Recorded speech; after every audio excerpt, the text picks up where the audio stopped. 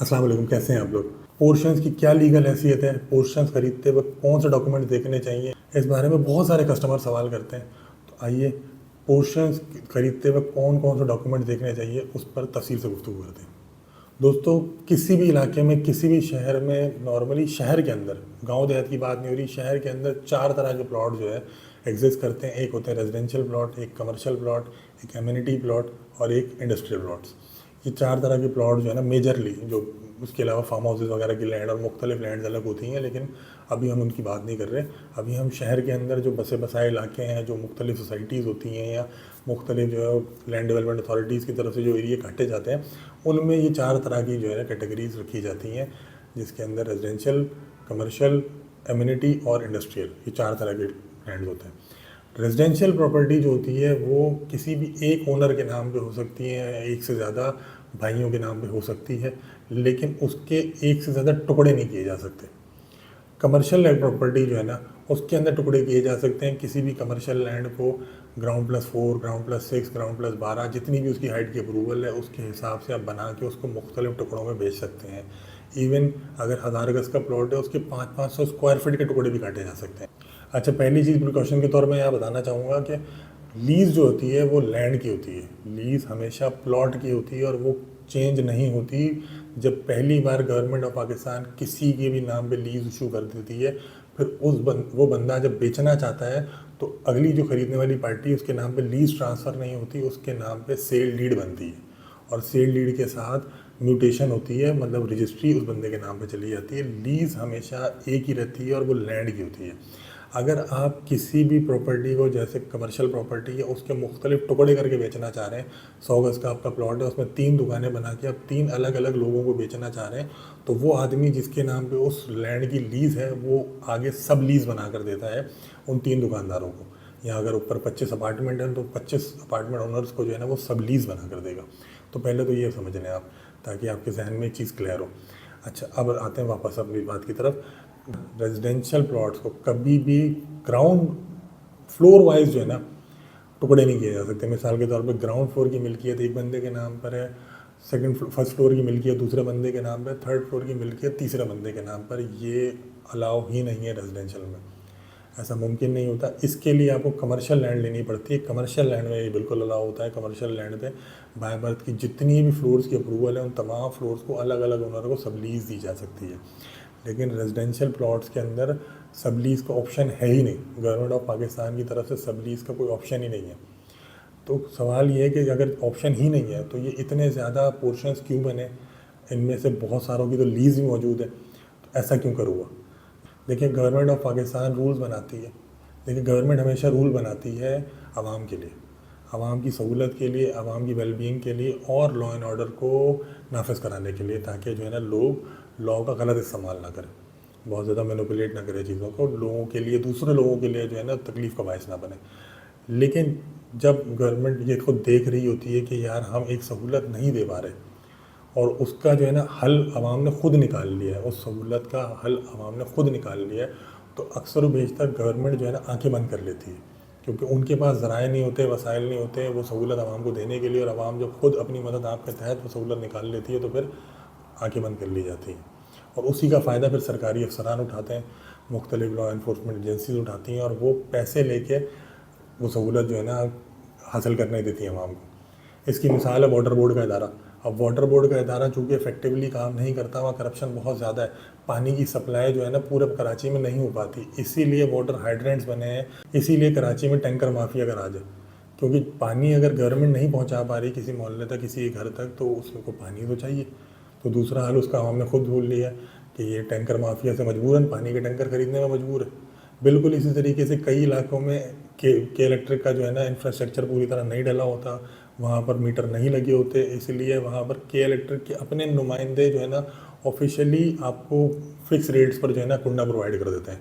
2000, 3000, 5000 रुपये महीना पे कुंडा प्रोवाइड कर देते हैं, ऑफिशियली खुद लगा कर दे देते हैं।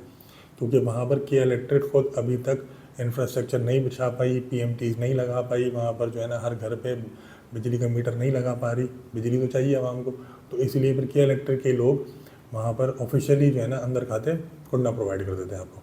बिल्कुल इसी तरीके से कराची में लॉ एंड ऑर्डर की सूरत हाल बहुत ज़्यादा ख़राब रही है कई सालों तक। 1988 से के जो शिया सुन्नी फसादात से वहाँ से कहानी शुरू हुई, फिर मुत्तहदा का एक पूरा दौर गुजरा, कराची ने बदतरीन किस्म की दहशतगर्दियाँ देखी। उस टाइम पीरियड में कराची में सोराब गोड से आगे पूरा इलाका गैर माना जाता था। सोराब गोड, कायदाबाद और बनारस का पुल, ये 3 बाउंड्रीज बन गई थी कराची की, कि कराची की आवाम जो उर्दू बोलने वाली आवाम थी, उर्दू स्पीकिंग आवाम थी, वो इन इलाकों से बाहर नहीं जाती थी। तो और इन इलाकों के अंदर जो बाकी का कराची बाकी बचता था, उन इलाकों में चूँकि रेजिडेंशियल प्रोजेक्ट्स जो बहुत बड़े मेगा प्रोजेक्ट्स होते हैं 200, 400, 500 अपार्टमेंट्स वाले, वो उस वक्त नहीं अवेलेबल थे। तो कराची की आवाम मजबूर थी अपने ही इलाकों में अपने ही घरों के पोर्शन बनाने पर। अगर किसी बंदे ने शादी करके मूव होना है तो उसके पास कोई ऑप्शन नहीं था कि कोई ऐसे अपार्टमेंट्स के प्रोजेक्ट्स भी मौजूद नहीं थे। आपको पता है कराची में बड़े अपार्टमेंट्स के प्रोजेक्ट्स 1999-2000 के दरमियान तकरीबन जो है ना लॉन्च होना शुरू हुए हैं, वो गुलिस्तान जौहर से शुरू हुए हैं। असल जो बड़े पैमाने पर बड़े रेजिडेंशियल प्रोजेक्ट्स जो लॉन्च हुए हैं वो गुलिस्तान जौहर से शुरू हुए हैं, वो तकरीबन 99-2000 की बात है। उससे पहले बड़े रेजिडेंशियल प्रोजेक्ट कराची में थे ही नहीं, बहुत चुनिंदा गिनती के जो है अपार्टमेंट्स है। तो चूँकि नए अपार्टमेंट्स के ऑप्शन भी मौजूद नहीं था, कराची 3 अतराफ से जो है ना लॉ एंड ऑर्डर का शिकार था, वहाँ से कराची की एक्सपेंशन रुक गई थी बिल्कुल। और चौथी तरफ तो कराची के है ही पानी। तो जितना जो एरिया कराची की आवाम के पास मौजूद था जहाँ वो सुकून से रह सकते थे, वही डेंसली पॉपुलेटेड होना शुरू हो गया और इसीलिए मजबूरन पोर्शनों की तरफ जाना पड़ा। आवाम चूँकि बहुत बड़ी तादाद में ना, बहुत बड़ी तादाद में आवाम मजबूर थी ये पोर्शनों की तरफ जाने पर, इसीलिए फिर गवर्नमेंट ने इसकी तरफ से आंखें बंद कर ली। SBCA ने भी जो है ना इस पर एक्शन लेना बंद कर दिया, KDA ने भी इस पर एक्शन लेना बंद कर दिया और उसका फ़ायदा KDA के एहलकारों ने उठाया और उन्होंने पोर्शन बनने दिए। अपने पैसे लेके जो भी जो है सेटिंग्स के साथ लोगों ने पोर्शन बनने दिए। और इन 20-25 सालों में जब भी KDA का कोई ऐसा अफसर जो है ना ड्यूटी पर आया जिसने खुली तौर पे इजाज़त दी थी कि ठीक है भाई इतने पैसे दो और ये काम करा लो, तो उस टाइम पीरियड में इनकी बाकायदा लीज़ भी दी गई, इन पोर्शनों को लीज़ भी दी गई। अब वीडियो के स्टार्ट में मैंने बताया था कि सब लीज़ तो दी नहीं जा सकती रेजिडेंशियल प्लॉट्स में, तो इनको लीज़ कैसे दी गई है? इनको लीज़ बिल्कुल वही बैक चैनल इस्तेमाल किए गए, वही बैकडोर इस्तेमाल किए गए जिस तरह जो मैंने पहले बताया था कि 1000 गज़ के प्लॉट को आप 4 टुकड़े कर सकते हैं, ABCD करके उसके जो है ना 4 भाइयों के नाम पर जो है ना वो हो सकता है 250 गज़ के 4 टुकड़े हो जाएंगे। 4 लीज़ों में जो है ना अलग अलग डॉक्यूमेंट लग जाएंगे कि ये A है, ये B है, ये C है, D है। बिल्कुल इसी तरीके से उसी तरीके को इस्तेमाल करके 3 अलग अलग फ्लोरों को भी अलग कर दिया गया, 3 अलग फ्लोरों को भी जो है ना ABC करके दे दिया गया। लेकिन ये चंद ही खुश नसीब हैं, अगर पूरे कराची के जितने भी पोर्शन हैं उनमें से 15-20% लोग हैं ऐसे खुश नसीब जिनको ये लीज़ मिली हुई है। अदरवाइज़ 80% लोग सिर्फ़ और सिर्फ सेल एग्रीमेंट पर चल रहे हैं। अब आजकल ये लीज़ नहीं होती, ये सिर्फ बहुत ज़्यादा जब कराची में जो है ना पॉलिटिकली बहुत ज़्यादा अनस्टेबिलिटी थी, बहुत ज़्यादा लॉ एंड ऑर्डर के इशू थे, उसी ज़माने में जो है ना ये लीज़ इशू की गई हैं। अब ये लीज़ इशू नहीं होती। तो अब अगर एक आम आदमी जो है पोर्शन ख़रीदने जा रहा है तो वो कौन सा डॉक्यूमेंट्स वेरीफाई करेगा?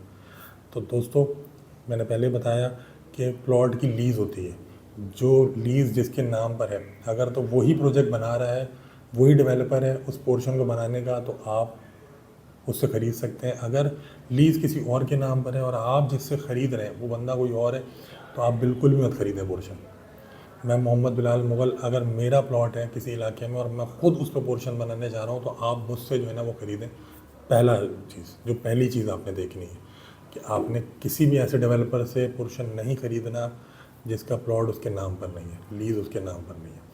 दूसरी चीज़, जिस तरीके से एक लीज़ प्रॉपर्टी जब बिकती है तो उसकी सेल डीड बनती है, यहाँ पर सेल डीड नहीं बनती, यहाँ पर सेल एग्रीमेंट बनता है, क्योंकि सेल डीड एक आदमी के नाम पर बनती है। यहाँ पर वो एक प्लॉट के 6 टुकड़े कर रहा होता है, एक फ्लोर पर 2 अपार्टमेंट बना के 6 अलग अपार्टमेंट बना रहा होता है। तो चूँकि 6 अलग अलग अपार्टमेंट्स के साथ 6 सेल डीड नहीं हो सकती, इसीलिए सेल डीड नहीं बनाई जाती। सेल डीड होती है जो सरकार में रजिस्टर्ड होती है, इसीलिए सेल एग्रीमेंट किया जाता है। 1000-1500 रुपये वाले बॉन्ड पेपर के ऊपर जो है ना एक एग्रीमेंट बना दिया जाता है, जिसके ऊपर जो है जो लीज होल्डर है, जो उस बिल्डर है उस प्रॉपर्टी का, वो आपके नाम पे जो है ना एग्रीमेंट साइन करके दे देता है कि जी ये प्लॉट नंबर 212 का फर्स्ट फ्लोर का 550 स्क्वायर फीट मैं फलाने साहब को जो है ना देता हूँ इतने पैसों के बस। अब मतलब आपके पास जो है ना एक रिकॉर्ड आ जाता है, एविडेंस आ जाता है कि आपने इन हिसाब से जो है ना ये फ्लोर खरीदा। इसके अलावा कोई और डॉक्यूमेंट जो है पोर्शनों पे अवेलेबल ही नहीं होता। आपने पहली चीज़ ये देखनी है कि जो पोर्शन बनाने वाला है लैंड उसके नाम पे होना चाहिए, ताकि जब आपके पास वो जो सेल एग्रीमेंट है उसकी कोई तो वर्थ हो, एटलीस्ट कोई वर्थ हो। आपने जिसकी लीज है उसी से वो सेल एग्रीमेंट किया। और दूसरी चीज़, सेल एग्रीमेंट के अलावा तीसरा कोई डॉक्यूमेंट इसमें आपको नहीं मिल सकता, क्योंकि सरकार इन पोर्शनों को ओन ही नहीं करती। सरकार ने आंखें बंद कर रखी हैं, सरकार जो है इनको गिराती नहीं है। उसकी वजह मैंने आपको पहले बता दी कि इतनी ज़्यादा नीड थी घरों की और घर थे ही नहीं सप्लाई पे, तो मजबूरन इन पोर्शनों को जो है ना अलाउ किया गया। इसीलिए अब क्रैकडाउन भी किया जाता है, क्योंकि अब जो है बहुत सारे रेजिडेंशियल प्रोजेक्ट्स मौजूद हैं, बहुत सारे जो है ना इंस्टॉलमेंट में मौजूद है, कैश में मौजूद है कराची भर में। और अब वो इलाका गैर वाला मसला भी नहीं है, कराची की एक्सपेंशन जो है DHA सिटी तक चली गई है। इसीलिए अब पोर्शनों की ज़रूरत नहीं है और इसीलिए अब क्रैकडाउन भी होता है। लेकिन लोग अभी भी पोर्शन ही खरीदते हैं। अगर आपको ख़रीदना है बिल्कुल ख़रीद सकते हैं, क्योंकि एक चीज़ होती है प्रोसीजर, एक चीज़ होती है प्रैक्टिस। प्रोसीजर ये नहीं है लेकिन प्रैक्टिस यही है, तो चूँकि प्रैक्टिस है तो आप कर सकते हैं। लेकिन ये टोटल 100% रिस्क है। उस इलाके का कोई KDA का अफसर, कोई SBCA का अफसर, कोई अपना पुलिस का अफसर, कोई भी टेढ़ा आ गया जो ईमानदार हुआ, वो आपका पोर्शन बनने ही नहीं देगा और आपके पैसे बढ़ जाएंगे। तो अब आपने फैसला करना है कि आपने एक बिल्कुल हवा में मुअल्लक चीज़ के ऊपर पैसे खर्च करने हैं सिर्फ इस वजह से कि नहीं जी मैंने इसी इलाके में रहना है क्योंकि मेरी वालिदैन का घर इस इलाके में, या फिर आपने जो है ना कोई लीगल प्रॉपर्टी ख़रीदनी है, ये फ़ैसला आपका है। पोर्शंस लीगल नहीं है ऑफिशियली। आपकी वीडियो देखने का बहुत बहुत शुक्रिया। अल्लाह हाफ़िज़।